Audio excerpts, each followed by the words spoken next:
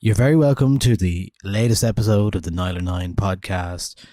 On this episode, we are going to be talking to Ólafur Arnalds about the close collaboration he had with Eoin French, who passed away in August last year. It was a big shock for a lot of people when Eoin French passed away. The Cork singer-songwriter, who was the driving force behind the project Talos, passed away after a short illness battling cancer. It was a bit of a shock in Irish music and something that a lot of people were unaware, including myself, that Eoin had been sick. As his friends and family and collaborators gathered together around Eoin and in his passing, it emerged that Eoin had been very, very busy up until the last days of his life, working on music the whole time. He had planned his funeral in Cork, including the music that was to be played at it and the people that were going to be there. There's just something really wonderful about Eoin as an artist when he was alive and in his death. When you talk to his friends and collaborators, what you really hear is a man who was living to the end and also supporting and being a great friend to the very end. And it emerged after his passing that Eoin would have a lot of music coming out under the name Talos. In November, we heard an EP that Eoin made with Atli Orvason, an Icelandic composer. In early January then, a performance of a song called We Didn't Know We Were Ready was aired on the Tommy Tiernan show live on RTE on Irish TV. The performance was billed as Opia, and it featured the Icelandic composer Ólafur Arnalds along with Irish musicians like Ye Vagabonds, Galway singer-songwriter Niamh Regan, who we've talked to on the show before. Also featured input from Kate Ellis, JF Dior, The Stave, Sandra Yatti, Faye, Dermot Kennedy, Leisha Leahy, Memorial, Christoph van der Ven, and most pointy of all, Owen's wife, Steph French. Now, the performance of this song is something that we're going to talk to Ólafur about because he was instrumental in making this music with Eoin. And We Didn't Know We Were Ready is such a beautiful elegy to Eoin and the idea of creativity. So we're going to talk about that. We're going to talk about how the song came about at Sounds from a Safe Harbour in 2023 at a residency where a lot of the musicians I mentioned there got together and performed a version of that song in the lobby of the River Lee Hotel as part of the Sounds from the Safe Harbour Festival in 2023. And then this song that was performed then on the night on the Tommy Tiernan show was then recorded earlier that day in Windmill Lane. So we're going to talk to Ólafur about a lot of what happened around the song, what he learned from Eoin, and it turns out there's a lot more to come from their collaboration. And I really think it is a huge testament to Eoin French as an artist and as a creative person that he continues to inspire his friends and people who hear this song. It's a truly wonderful release. We're also going to talk to Ólafur about Opia, which is kind of his label, but also a community building series of events and festivals, workshops, things like that. Of course, Ólafur is a hugely influential musician himself. He is a BAFTA winning composer, producer, multi-instrumentalist. You may know his work as one half of Kiasmos. Ólafur's music is very much of a classical, ambient and electronic sphere, bringing these together. So we're going to talk to him about all that and all of the music that he's making. So we're going to talk to Ólafur now about grief, music, creativity, life, death, the big stuff. But that's because this episode is dedicated to Eoin French from Talos. In the night we sang to storms for the peace that breaks at dawn. But did we doubt the evening sun? We didn't know we were ready. Well, Ólafur, it's really lovely to chat to you. I guess for people like myself based in Ireland, you were involved very recently in a kind of a celebration of Eoin French. We'll get into the song and everything that came with it in a little bit, but just talk to me a little bit about when you first met Eoin and when that happened and where that was. Me and Owen met in Iceland, actually. I think we had been like very briefly in touch over Instagram and stuff like that, somewhat previously, but we met right after he ran his first marathon. I was sitting at a bar and in comes Owen, like sweaty. Yeah, we just hang. He was coming to meet a friend who I was with at the bar, straight from the marathon. With I think he was with the drummer from Talos there. Yeah, we chatted all night, and then we met kind of properly. Sound from a safe harbor, like in a more creative way. That's when we started working and making music together. Yeah, so Sounds from a Safe Harbor, Mary Hickson is majorly involved in that. It's very much it's a festival, but it's also a collaboration. It's a place for artists to play and create together and collaborate. What was your experience there? Was that your first time? That was 2023? Yeah, I did a 5 day residency there with I don't know 50 other artists or something. It was amazing. Such a Yeah. beautiful, inspiring like cocoon that Mary creates there. Yeah. It's funny because we're like not in a very inspiring place. We're just like in hotel conference rooms basically or hotel meeting rooms. But just the way it's set up and the way she kind of she's a puppet master, she likes to put people together. She knows who will work well together. And the first morning on the first day, she put me and Owen in a room together. Like you guys Okay. need to work Yeah. together. Okay, but you'd met as well, at least, so that's something. But I Yeah, mean, obviously, yeah. collaboration is something that you are keen on. So, I mean, did you have? I mean, how do you approach something like that when you kind of you maybe know somebody, but you don't really know much about them? What did you do? What did you do? How do you start these kind of collaborations? Actually, just by having a coffee and chat, Hmm. I'm always of the opinion that you just need to be friends. If you're friends, if you get along, if you like each other, and if you have good chemistry, then the making music part is easy. You know. Yeah, So yeah, I think we just hung out for the first session, then we jam a little bit. We took a lot of breaks. Not getting straight into it and just focusing, just jamming a little bit, yeah, then going out for lunch. Or jamming a little bit yeah. and going out for a coffee and just talking about life and but we made a song that first day already. So it's like that with me and Owen, we would meet up and a song would be done in 15 minutes. So it was Right. something very instant there in that session. Yeah, Instant creative like companionship somehow. yeah. You can't. Can you define that or know what it is or why that was? Just No, I can't. Actually, I don't know what it was, but every time we sat down together, it was song came up. It really don't. I think it was maybe partly where we were kind of similar in a way that we didn't really need to talk much. yeah. We could, and we were very, very comfortable with each other in silence. And I think when you have that, you don't need to discuss things too much. Then I think the other senses become a bit heightened Hmm. and you're maybe a bit more receptive to like creative ideas and creative input or inspiration. Yeah. So then the song that became We Didn't Know We Were Ready, like when did you start to bring everyone else in? Because obviously everyone else is there as well in this at this event, this festival, this hangout. That's the whole idea. You can bring people in and kind of work with them. So yeah, that song, it started with me, Owen and Neve in a room together. Again, this gray and uninspiring conference room at the hotel in Cork. And we had the song, like we had the melody, we had the piano and some draft lyrics. And very early in the song, we felt like the song was very inviting to like traditional rounds type of singing. And of course, it was the first people we think of then is you vagabonds. So we brought them in and they kind of brought that song to the next level with their kind of knowledge and ability of creating those kind of rounds. What if the dreams are ours to keep? What if the dreams are ours to keep? What if the silence set in? What if the silence set in? We didn't know we were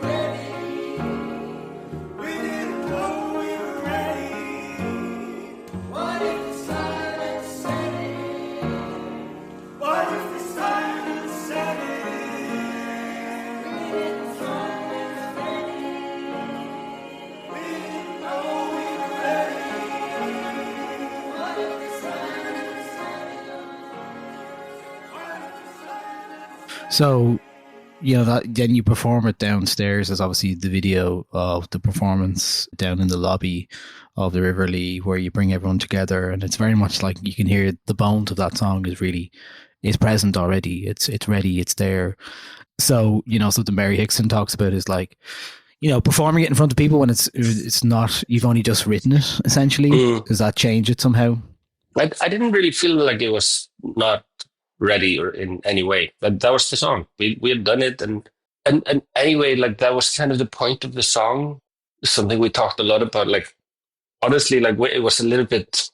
It felt like the lyrics in the song just came to us, and when we were writing it, I think our only insecurity was that we didn't really know what it was about, and it took us a little while to figure it out. And one of the conversations we were having was like it felt like it was about this, like the very process of creating it and being unsure about it.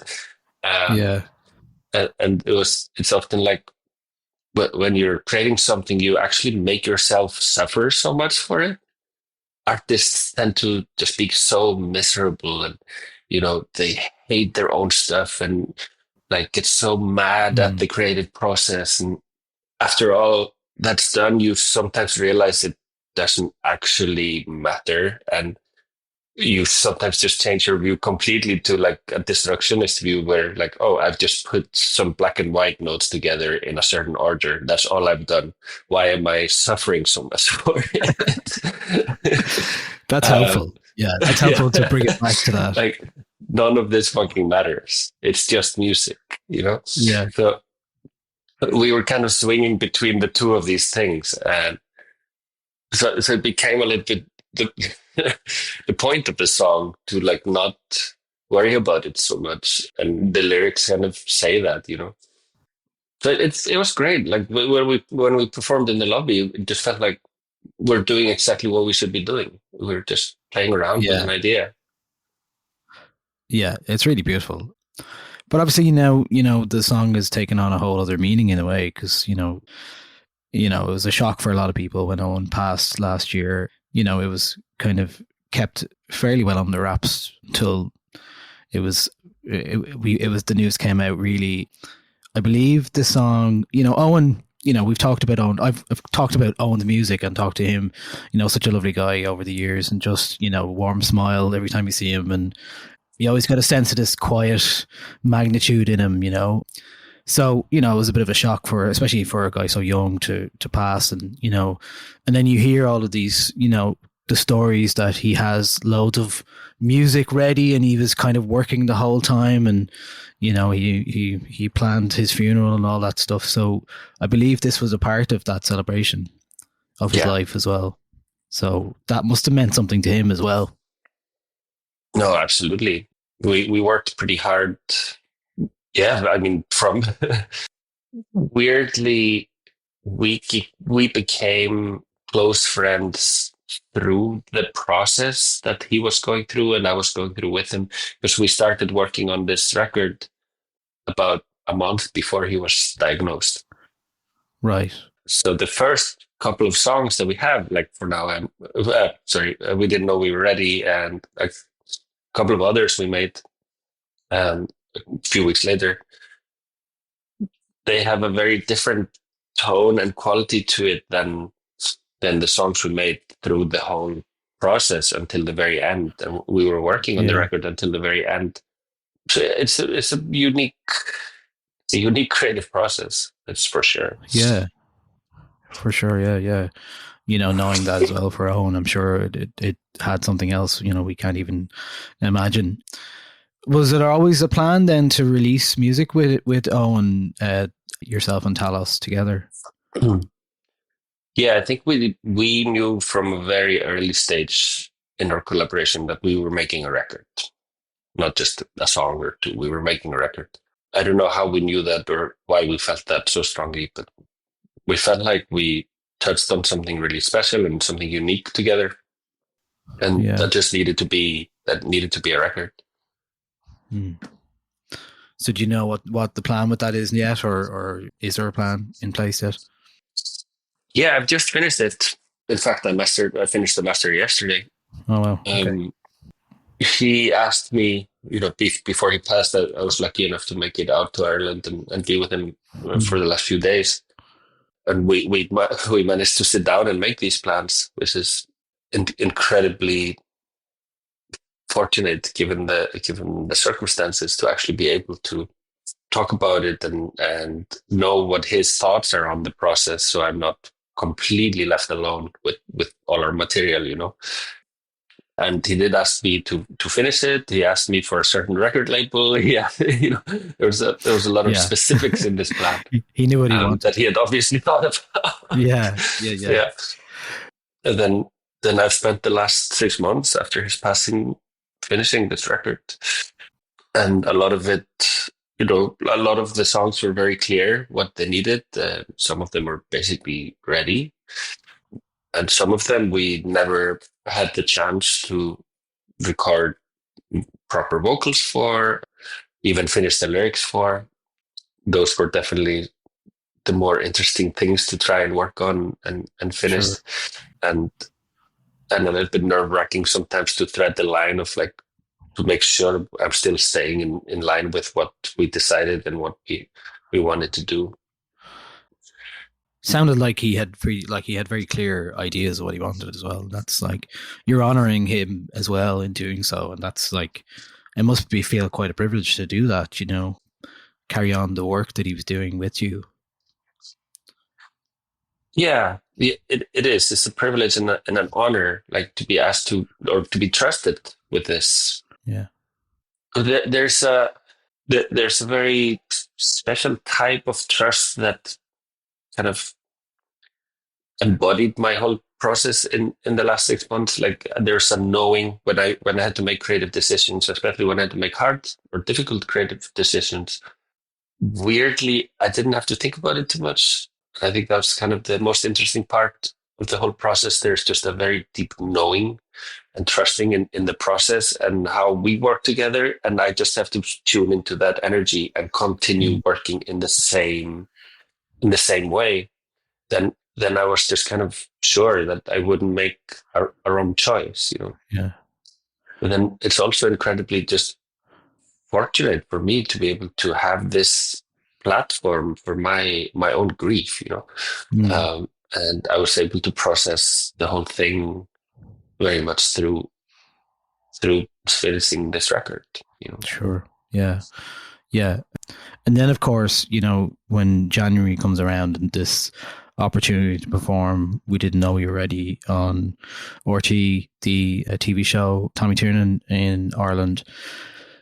Talk to me a little bit about that. Like, I mean, did that come together very quickly? It seemed like it was something that was just, okay, this was happening all of a sudden.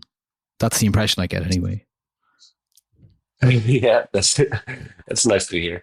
That's the impression I think you always want to give, and not telling people about what's actually going on behind the scenes and how many months it takes to make it happen.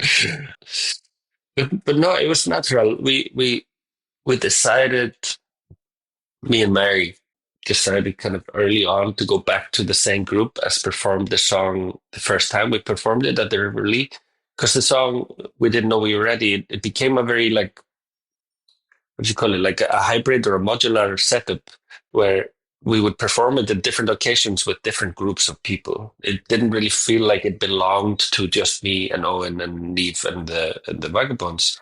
Yeah. Vagabonds, sorry. It just felt like it was a song that belonged to creativity itself, and therefore it would just be performed by anyone who felt like they needed to sing that. Yeah.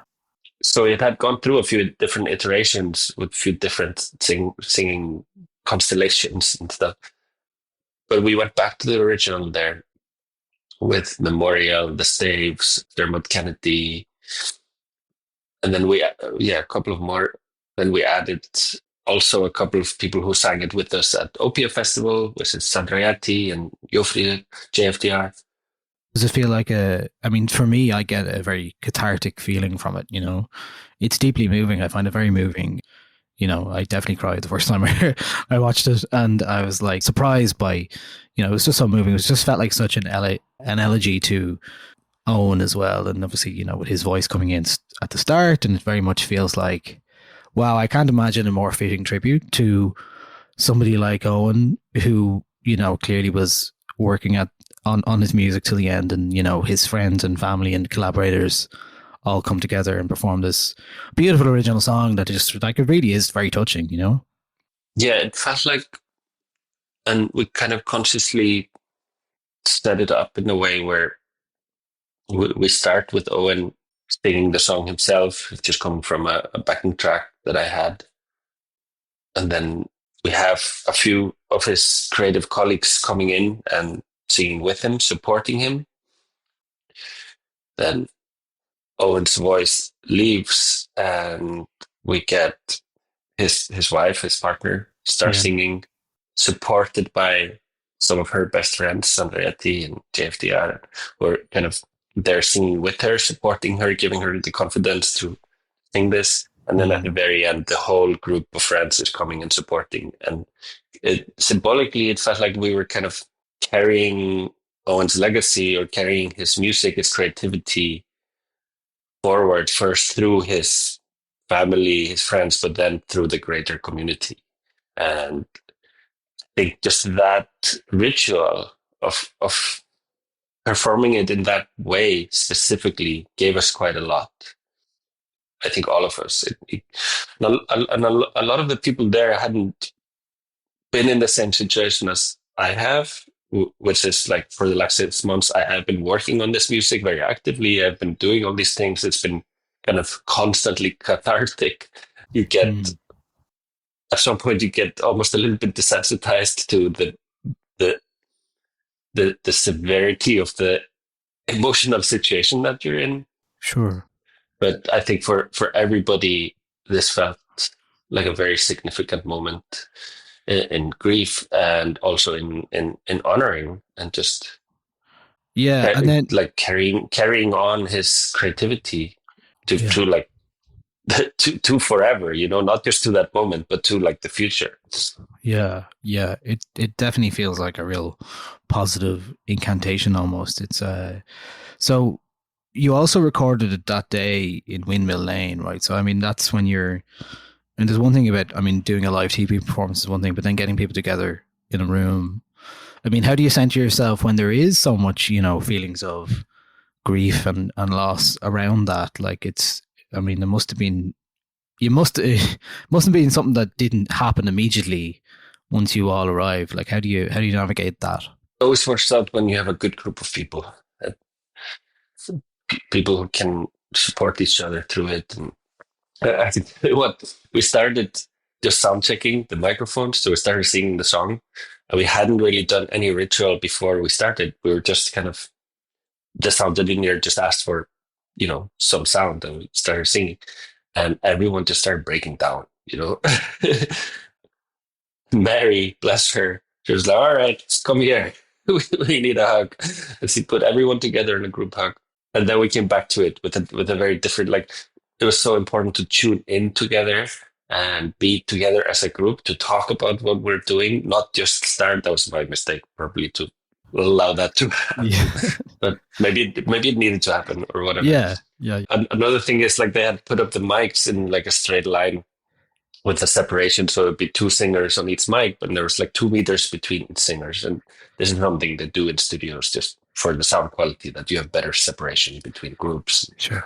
all that. And we started singing the song like that, and everybody sits like cross-armed, 2 meters apart, Yeah. and like instantly I go like, "No, All that's right. not gonna work. We need a huddle. We need to huddle." And Okay. poor guys, they've been setting up the microphones the whole day, the day before, with a freaking measuring thing, Yeah. like making Okay. sure every microphone is perfectly placed. And in about 3 minutes, we've ruined everything. We're like, "All right, all the mics together in the middle. We're all gonna sing in a huddle." Yeah. Yeah. But bless them, they just did it. And sure, we sacrificed some sound quality, but we got it back through the feeling that you get from just holding each other and singing together. And there was a recording where that was just more important. Yeah. Yeah, and it does feel like that. It's like, that's the power of people singing together is, it's hard to quantify, and it's super important. And when people do that, and you really feel that in that song as well. It's a real, like, it does feel like you're celebrating and you're uplifting as well at the same time. Something Yeah, melancholic, but also like really beautiful as well. So yeah. yeah, I mean, it's just such a beautiful song, and I'm still going back to it obviously now, and I find it very impactful myself. What have you learned from your time with Owen that you would take with you into your future, your creative future, and this song itself? I mean, what have you learned from it, or if you can even quantify that? It's like, I mean, I learned a lot. Some of the things I learned are very big life lessons, huge life lessons. I think he showed us like, especially when towards the end, he was the guy turned into like freaking God. He was just like he was like spiritually on like levels above anyone else I've ever met. I don't know if that's something that happens to people sometimes when they get this kind of news, but in these moments, he was able to really teach us how to be alive, ironically, yeah, how to love for, your family or for your friends and your community, the importance of nurturing a community and reminding your friends that you're there for them. Even in your own darkest moments, you can still remind your friends that you're actually there for them. And then he taught us how to die as well. Like he showed us how, like, I know how I want to die. It's exactly like that. And yeah, it's incredible to like witness that lesson, to have the humor until the very last second. You still are able to crack a joke or to find some light in the situation or to find room in your heart for someone else's issues. yeah, it's yeah. It's it's very so selfless and beautiful, and it's just a great reminder of how I would like to be as a human. Yeah, it's a beautiful thing to hear, and it's very inspiring in many ways, like the music as well. I mean, we could almost leave it there, I think, but I will ask you about, your own plans for the rest of the year. And Opia is, that's community as well. That's something we touched on. So what's been happening there with Opia? What's the Yeah, our record is going to come out in Opia, mine and Talos. So it's going to be the first time that I release my own music on Opia, and this was something that Owen had kind of asked for because he did a festival with us and really loved seeing how that community was working. And yeah, it's been a really beautiful year with Opia. Last year we did a lot, obviously. I think this year we are slowing down a bit. I think we want to just focus a bit more on the community itself, the community building, not necessarily have to release so much music because it's not really Opia is not just the record label. It's yeah, it's first and foremost a place for community to happen and exist, and we're just trying to support those community initiatives that often are coming from other people, just from within the community, like workshops or they're doing like composer challenges sometimes where they kind of egg each other on to make like a challenge of like how to writing a song within certain boundaries or something like creative challenges, basically. The magazine. But yeah, we also have some great releases coming up, like the Vernon Spring is coming out on Opia. I forget, to be honest, I forget which ones I can talk about and which ones yeah, not. So I'm going to leave it sure, at the Vernon Spring. yeah, yeah, yeah. And you have some of your own stuff with a new project with Lorraine coming up as well, don't you? Yeah, we have our new project called Sages, which is our collaborative project. It's coming out on March 7th, the first part of that. But there's a bit more coming later, but it's going to be, I think, safe to say it's going to be a slow burner. Yeah. We'll probably end up releasing 2 songs every 2 years. I mean, it sounds like But that's something you should be doing after the year you had as well. Take it easy. take the time, be mindful to do, what you need to do. There's you've been through a lot as well. And if you're working with somebody who's passed, there's a lot to learn from that. There's a lot to take stock in. And I think, festivals like Sound from the Safe Harbor and Opia, the idea of community in music now is so much more important than, maybe not that it ever was, but it is super important to just underscore it a bit more.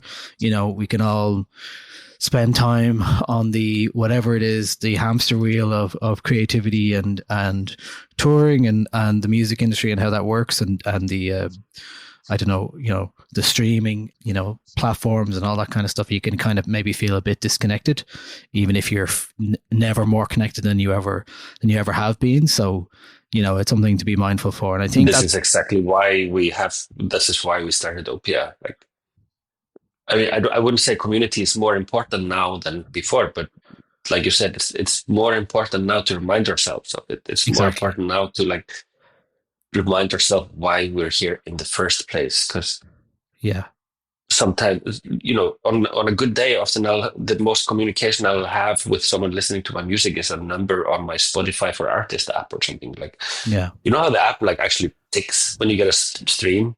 If you have the app open, it'll actually like vibrate in your hand. Like they've gamified it. They've like, just connected streaming or listening to music with like a dopamine rush of looking at numbers. And I'm reading it just feels so wrong to me. Yeah, I'm reading the Liz Pelly book about Spotify at the moment, Mood Machine, and it's very much about like the idea that we've every artist is now in the same competitive market kind of thing. It's like there's no escape from it. Everybody's thrown into the attention economy together, and and then that's not how music works. Music is an emotional thing, as we're talking about. We're talking about, it's something that touches people. It's a community. It's like, but it's not just, the numbers on the screen and the number of streams you have and all that kind of stuff and playlists and all that stuff. So, yeah, I think it's just really important. We've come very far away from like a drum circle, That's always what I think about, like the cavemen with their drums in a circle, like, and the whole point was just, like, well, we can't know what they were thinking back then, but throughout the thousands of years, like music, if you still look at music today in indigenous cultures, it's still about ritual. It's still about the community. It's about getting together and communally bringing your existence to a higher level.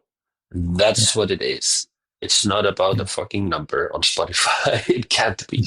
If it is, then we have to stop, Yeah, we have to go touch grass musically and creatively anyway, so for sure.